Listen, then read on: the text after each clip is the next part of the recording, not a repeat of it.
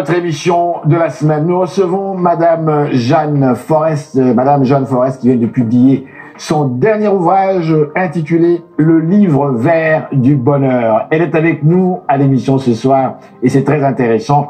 En deuxième partie, on va faire un tour au ministère sur la rue Saint-Laurent à Montréal. Ce n'est pas le ministère comme vous l'entendez, mais c'est une salle de spectacle où, figurez-vous, il y a eu plusieurs artistes qui se sont produits à cette salle-là. Et ce soir-là, on avait eu en fait Jim Radé, qui est un artiste qui nous vient du Tchad, si je ne m'abuse. Et il était là avec plusieurs de ses amis artistes, entre autres. On a eu donc ce plaisir, on va vous les présenter à l'émission ce soir. Je les cite quand même. Il y a Malia, Laura, il y a Ketsimi, il y a Ndaka Yowini, et Jim Radé en personne, évidemment, qui fait un spectacle absolument extraordinaire. On était sur place. Madame, monsieur, bonsoir. Ici Henri Ngaka. Bienvenue à notre magazine de télévision. Bougez pas, ça va causer. Après ces messages publicitaires. You bring Roma products home for your family to enjoy. My name is Alyssa Ramacheri, and Roma is the story of my family. Roma use only top quality ingredients and traditional production methods. For 65 years, we've delivered the best charcuterie and sausages to you, and the #1 pepperoni in the country. Roma, a tradition from generation to generation. Je m'appelle Jasmine, j'ai une amputation à la jambe gauche et j'adore faire la planche à neige. J'ai un grésil sur ma prothèse parce que quand j'ai vu le dessin, j'ai comme vraiment fait « wow, il me faut sur ma prothèse ». Quand les gens me demandent c'est quoi qui est arrivé à ta jambe, ben, je leur dis que je suis née comme ça. Puis je leur dis que c'est pas ce qui m'empêche de faire le sport que j'aime.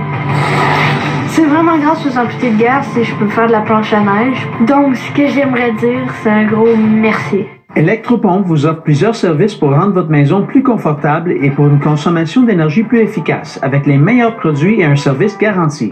Electropompe est fier d'annoncer les dernières nouvelles, la Daikin Fit, un système central jusqu'à -30, ultra silencieux, prend moins d'espace et grâce à son compresseur à vitesse variable, réduit considérablement la consommation d'énergie. Pour une estimation gratuite à domicile, appelez-nous. Electropompe, toujours fiable et abordable.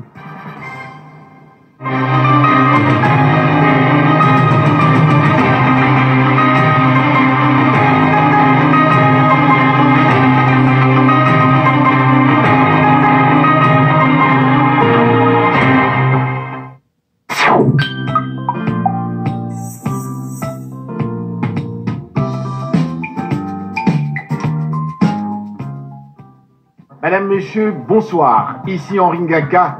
Ne ratez surtout pas nos prochaines émissions présentées à ICI Télévision depuis Montréal.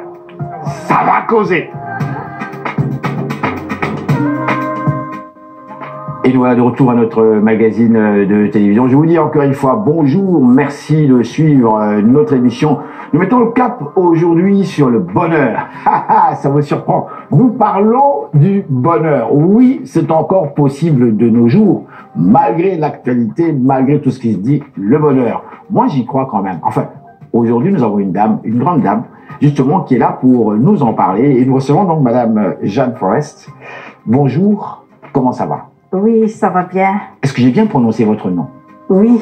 Parce que des fois, souvent, je fais des erreurs, comme moi-même, ça m'arrive avec mon nom, là, c'est terrible, mais donc c'est bien Forest. Oui, c'est ça. C'est un nom qui est anglophone. Exactement, c'est le nom de mon mari. Et puis, mon nom de jeune fille, c'est Razana Carivelo, mais c'est trop long, fait que j'ai pris le nom Forest. Mon mari est un Québécois. Vous avez pris un nom qui est plutôt occidental, québécois, par rapport, en fait, votre nom. Là, vous l'avez même mentionné, votre nom est long. Mais souvent, souvent on fait des blagues, même on va s'interroger sur les noms des Africains qui viennent de Madagascar, parce que souvent c'est des noms qui sont très longs. Ramananananana. Exactement. Mais moi je me dis toujours, ouais, c'est bien beau. Faut toujours s'interroger sur le questionnement. Pourquoi ce nom est-il long? Il doit avoir un sens précis. Je suis sûr de cela. Exactement, c'est parce que notre nom a toujours une signification. Voilà. Quand on nomme des enfants, Oui. on fait une signification pour que les enfants ont des avenirs et puis le souhait, c'est dans le nom. Alors, vous, votre nom à vous, je parle du nom malgache, voulez-vous nous le répéter? Et j'aimerais connaître cette définition qui relie justement à ce nom. Oui, Razana Karivelo, c'est-à-dire chez nous, Razana, c'est-à-dire on parle des ancêtres, des ascendants, et le vélo, c'est-à-dire veluna, c'est-à-dire vivre, c'est une vie. Donc c'est un souhait que les descendants soient toujours en vie. Mon Dieu, c'est profond. Hein? C'est profond. Oh là là. Papa avait raison quand mon père disait, fils-toi, il ne faut jamais rire, il faut essayer de comprendre. Pose des questions et tu comprendras. Et j'en pose des questions. Madame Forrest, vous êtes médecin, docteur dans votre pays d'origine. Nous l'avons précisé, vous êtes immigrante ici, vous êtes résidente canadienne ici depuis des très nombreuses années, une famille ici. Vous avez votre propre pratique aussi. Vous croyez beaucoup au bonheur et vous publiez justement cet ouvrage, Jeanne Forrest, le livre vert du bonheur. Dans cet ouvrage-là, vous nous parlez, vous nous expliquez un petit peu, vous nous donnez quelques éléments, mais je m'arrête là. J'aimerais, avant même de vous poser toutes ces questions, pourquoi avoir écrit cet ouvrage-là? Qui êtes-vous? Oui, je suis médecin dans mon pays, puis je suis diplômée de Madagascar. J'ai pratiqué comme faisant fonction d'interne pendant 2 ans dans les hôpitaux de France. Et puis après, j'ai décidé d'immigrer ici au Canada. Arrivé ici, il y a quand même comme un genre de protection dans le métier. Fait que c'est un peu difficile d'accéder dans la médecine. D'accord, je vais vous arrêter là et vous allez continuer après. J'ouvre vite la parenthèse et je vais la fermer. C'est un défaut que j'ai quand j'entends certaines phrases ou certains mots. Protection, protection. Ouais. Je l'ai entendu souvent ce mot-là. J'ai des nombreux amis médecins, des grands amis, des gens que j'aime beaucoup et justement qui à l'époque déjà, en fait, des immigrants, me parlaient justement de ce problème de protection. Ils se battaient par rapport à ça. Ils disaient on doit se battre très fort parce que ça n'est pas sérieux. Moi j'ai pratiqué en Afrique du Sud, moi j'ai pratiqué en France et autres. Et ici ça marche pas tout ça.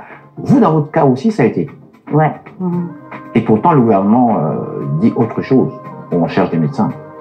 C'est au niveau des collèges des médecins qu'il y a la forte protection. Ouais, c'est-à-dire que la priorité c'est aux Canadiens, aux Québécois. Ceux qui sont formés ici, quoi, c'est ça? Ouais, c'est ça, exactement. Ceux qui viennent d'ailleurs, quelque soit. Mais quand même, pour permettre à notre public de bien saisir, parce que certains diront, ouais, mais c'est quand même bizarre, on ne comprend pas. Moi, je dis ici, vous êtes docteur en médecine, vous avez eu la formation scientifique normale en médecine chez vous, dans votre pays. Oui. Et si je ne m'abuse aussi, pour nombreux qui ne le savent peut-être pas, mais le système académique chez vous, il est quand même basé sur le système français un petit peu, si je ne m'abuse. Exactement. Bien. Donc, on a des médecins formés avec les mêmes techniques, les mêmes connaissances, comme tels. Vous êtes allés pratiquer en France. Alors, pour vous, lorsque vous arrivez ici et que l'on vous, sans vous le dire naturellement, mais que l'on vous donne ce que j'appelle un refus poli, quel est votre sentiment?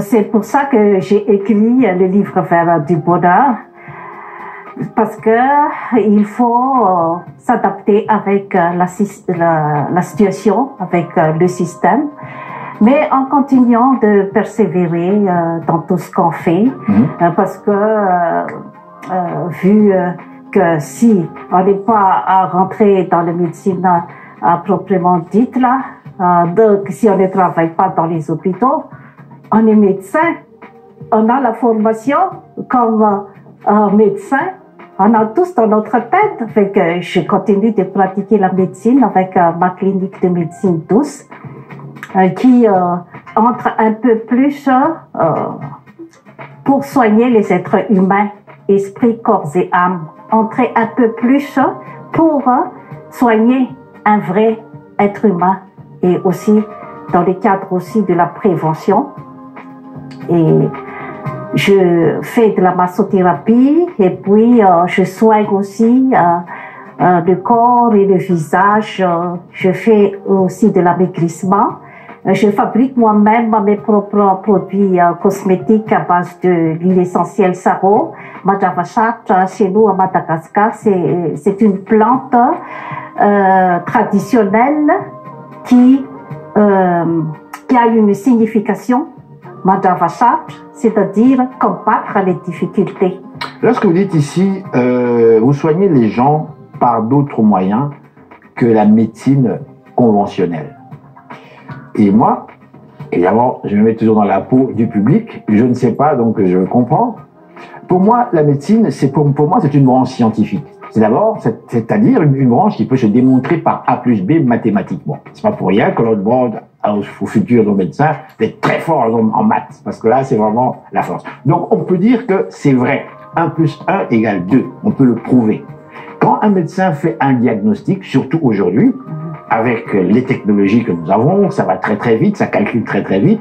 Donc, on part du fait que ce que le médecin dit est vrai aussi parce que c'est basé sur des preuves techniques. Mais de notre côté aussi, on se dit oui, mais d'accord, mais la médecine est toujours au stade expérimental. Il n'y a pas un médecin qui va me convaincre que c'est fini, qu'ils ont tout trouvé, c'est faux. Ils sont encore au stade.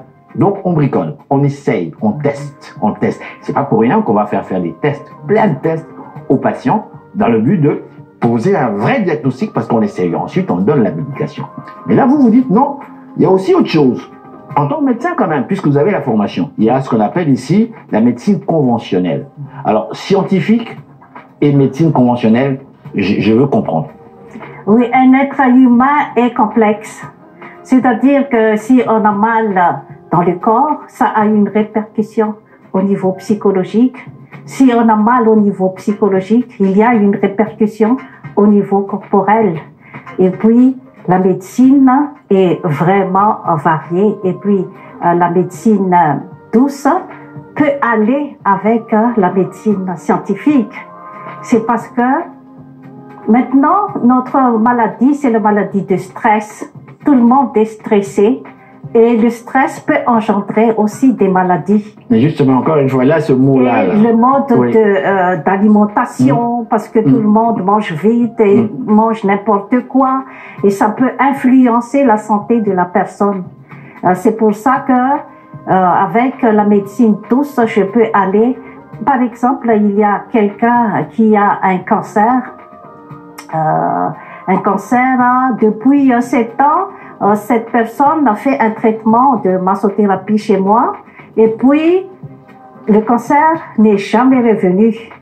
C'est-à-dire qu'en même temps, il fait le check-up chez le médecin pour voir un peu comment ça évolue le cancer, parce que le cancer, ça peut reprendre un jour ou l'autre. D'accord, mais oui, justement, mais quand même, juste pour éclairer un petit peu notre public, lorsque vous dites que le patient ou la patiente avait développé un cancer. Bon, là, encore, lorsqu'il y a cancer, il y a quand même des traitements. Du moins, même quand je dis que la médecine est encore au stade expérimental, mais il y a quand même des traitements que la médecine peut proposer, soit la chimiothérapie ou encore la radiothérapie. Dans certains cas, il y a des patients qui n'ont pas nécessairement la chimio, ils vont directement vers la radio. Mais il y a quand même des traitements. Dans le cas de votre patient ou votre patiente, il y a eu quand même un traitement dans ce sens-là, avant de venir vous voir. Oui. D'accord. Et puis il continue son traitement. Ok. Mais en même temps, il prend la massothérapie. Et puis l'appui psychologique. L'appui psychologique, oui, qu'est-ce que c'est? Qu'est-ce que c'est que l'appui psychologique? Oui, je parle beaucoup avec les gens qui viennent me voir. Je demande leur passé, comment ça s'était passé leur enfance. On découvre beaucoup de choses. Est-ce que vraiment, d'après vous, l'histoire d'une personne a un effet, quand je parle d'histoire, que je vous rejoins, en fait, nous parlons du passé de cette personne, est-ce que ça, souvent, ça peut avoir un effet sur des éléments biologiques, en fait, je veux dire, dans sa vie, sur, la transformation physique ou même, je dirais, psychologique de la personne? Oui. Exactement. Ça a un effet, une répercussion. Et c'est si quelqu'un avait une blessure dans son enfance, ça va avoir une répercussion plus tard. Même s'il fait tout pour l'oublier. Même si on fait tout pour l'oublier. Ça, c'est la force de la personne, où il y a une certaine aide aussi qui peut aller avec.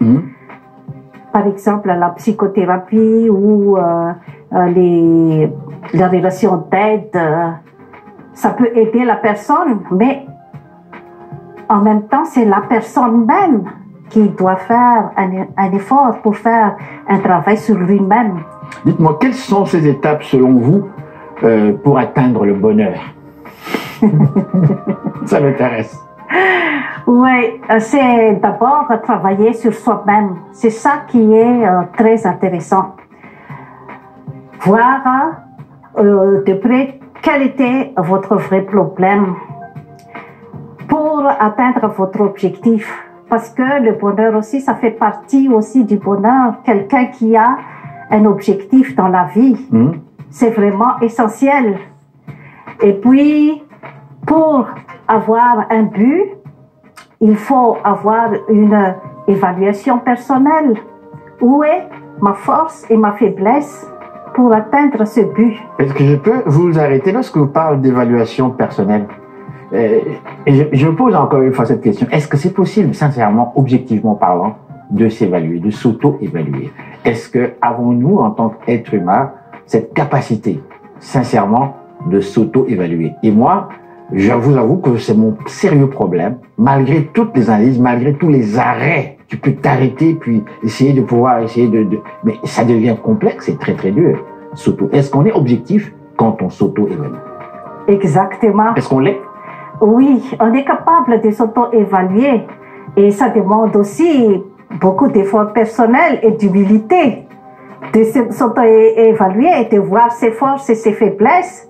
C'est parce que nous, les êtres humains, on a tendance à accuser les autres personnes responsables de notre souffrance, de notre problème. Mais il faut voir où est ma responsabilité dans la situation. Est-ce que croyez-vous qu'on vit dans une société où l'on reconnaît facilement sa responsabilité? C'est pour ça la raison où j'écris le livre Vers du bonheur. J'invite tout le monde à lire mon livre parce que il y a beaucoup des instruments pour arriver à cet état, c'est-à-dire l'état de paix dans l'âme. C'est ça le vrai bonheur, quel que soit où est-ce qu'on est, quel que soit son travail, quelle que soit son origine, la couleur de sa peau, si on arrive à un état de paix en permanence parce que on est en accord avec nous-mêmes. You bring Roma products home for your family to enjoy. My name is Alyssa Ramacheri, and Roma is the story of my family. Roma used only top quality ingredients and traditional production methods. For 65 years, we've delivered the best charcuterie and sausages to you, and the #1 pepperoni in the country. Roma, a tradition from generation to generation. Je m'appelle Jasmine, j'ai une amputation à la jambe gauche et j'adore faire la planche à neige. J'ai un grésil sur ma prothèse parce que quand j'ai vu le dessin, j'ai comme vraiment fait « Wow, il me le faut sur ma prothèse ». Quand les gens me demandent c'est quoi qui est arrivé à ta jambe, je leur dis que je suis née comme ça. Puis je leur dis que c'est pas ce qui m'empêche de faire le sport que j'aime. C'est vraiment grâce aux amputés de guerre si je peux faire de la planche à neige. Donc ce que j'aimerais dire, c'est un gros merci. Calling all journalism students, Omni Television is once again awarding scholarships to qualified students pursuing a career in third language journalism. When I found out that I won an Omni scholarship, I honestly wasn't expecting it. Winning an Omni scholarship helped me realize that I chose the right career path by pursuing third language journalism. Omni is home to a variety of locally produced current affairs programs and daily national newscasts, broadcast in 6 languages. To learn more about Omni scholarships, visit omnitv.ca/scholarships. Madame, Monsieur, bonsoir. Ici Henri Ngaka. Ne ratez surtout pas nos prochaines émissions présentées à ICI Télévision depuis Montréal. Ça va causer. Et je montre beaucoup de méthodes, par exemple l'Ho'oponopono. L'Ho'oponopono, c'est une méthode hawaïenne. L'Ho'oponopono. Ho'oponopono, d'accord. Ouais, oui. C'est une méthode hawaïenne qui est utilisée aussi dans plusieurs cliniques psychiatriques. C'est-à-dire que c'est s'auto-évaluer dans une situation difficile. Et l'Ho'oponopono répète les 4 phrases « désolé » et puis « pardon »,« merci », je t'aime. Désolé, c'est-à-dire que moi, je découvre mon problème maintenant. parce qu'il y a beaucoup de monde qui n'arrive pas à trouver son propre problème. C'est quoi son problème? Et quand on découvre son propre problème, on dit pardon. C'est-à-dire, je me pardonne de me fâcher à cette situation. Par exemple, quelqu'un, si nous on prend l'Ho'oponopono de l'amaigrissement, par exemple, quelqu'un qui ne s'aime pas parce que elle prend du poids, par exemple. Et puis, elle ne sait pas qu'est-ce qui lui arrive, elle veut être mince, elle ne s'aime pas. Et puis, elle a découvert que là, c'est parce que je mange mal. Là, c'est déjà une piste de solution pour elle. Comment découvrir qu'on mange mal quand ça fait partie de nos habitudes quotidiennes, qu'on n'en est même pas conscient et qu'on mange parce que c'est bon et puis bon, on fait les mêmes trucs, on va répéter les mêmes choses. C'est parce qu'on a reçu des informations. Quand on a reçu des informations, c'est qu'est-ce qui donne l'obésité chez un être humain? Donc, quand on a fait l'histoire de sa façon de manger, la personne découvre que là, c'est le hamburger que je mange tout le temps, c'est ça, les gâteaux sucrés et tout ça que je mange chaque jour pour la compensation de mes émotions, surtout chez les dames. Les dames ont tendance à faire une compensation avec les sucres. Je parle beaucoup aussi des mauvaises influences du sucre dans mon livre. Alors qu'ici, tout est sucré. Il ne faut pas oublier notre façon de manger quand on était en Afrique. Et là, donc, la personne a découvert avec les informations que elle mange mal. Là, elle dit, ah, je suis désolée d'avoir abusé tout ça toute ma vie parce que je n'ai pas eu la connaissance, je n'ai pas eu d'informations sur ce sujet. Là, je découvre donc la solution. Là aussi, dans mon livre, je parle aussi de l'amaigrissement chez les femmes. Si c'est ça qu'elle veut, c'est une question de choix aussi. Et puis, il y a aussi le stress. Le stress amène la personne à manger beaucoup. Et puis, après, c'est un cercle vicieux un peu. Et puis, il y a aussi la méthode des exercices physiques que je montre aussi dans mon livre. Et puis, la méditation pour enlever le stress, essayer d'apaiser l'esprit, vider son esprit. Là, donc, pour l'Ho'oponopono, la personne est informée, donc elle dit, pardon, je me pardonne alors d'avoir fait souffrir mon corps. Donc, je me pardonne. Et puis, je dis merci. C'est parce que j'ai découvert les informations pour aller vivre mieux, pour aller manger bien et faire des exercices physiques et puis voir un peu avec la méditation avec moi-même. Et puis, je t'aime, je m'aime. Maintenant, je m'aime parce que j'ai trouvé mon problème. Et puis, j'ai les solutions et je vais aller donc suivre la piste pour le but que je vais atteindre. Si moi, je veux maigrir, c'est mon but. Donc, j'ai toutes les informations. Donc, je vais le suivre. D'accord. Il y a des éléments que vous avez mentionnés dans votre discours, si je puis m'exprimer ainsi. Et je m'arrête à 3 éléments. Je n'ai pas pu noter, parce que j'aime la conversation que nous avons, donc je ne note rien du tout. Par contre, le premier élément, je veux comprendre, quelle différence faites-vous entre l'âme et l'esprit? Ça, c'est ma première question. Ma deuxième question, vous parlez ici de méditation. Qu'entendez-vous par méditer? Est-ce que tout le monde peut méditer? Parce que moi, je peux m'asseoir tout seul, on me dit faire le vide. C'est bien beau. Je peux m'asseoir tout seul. Vide quoi? Vide quoi? Il y a trop de choses là. Alors, c'est quoi la méditation? Alors, on va arrêter là. Ma première question. Ok, je vais répondre à ta question, ta première question. Oui. L'esprit, c'est l'intelligence, l'intelligence humaine, rationnelle. Et l'âme, c'est plutôt l'intelligence émotionnelle chez un être humain. C'est-à-dire que... L'intelligence humaine, n'est-ce pas? Oui. Donc on parle ici de spirituel? Non, l'esprit, C'est l'intelligence humaine qui nous guide à faire, par exemple, des études, à faire des choses qui sont plus... Et c'est toujours immatériel. Même si un médecin opère, il ne peut pas trouver l'esprit. On s'entend. Non, mais il a l'esprit. Il a l'esprit. Oui, il a l'esprit. Un médecin qui opère un patient, il ne peut pas trouver son esprit. Ouais. On s'entend. Non, il a l'esprit, il doit se concentrer pour opérer, et puis il doit pratiquer avec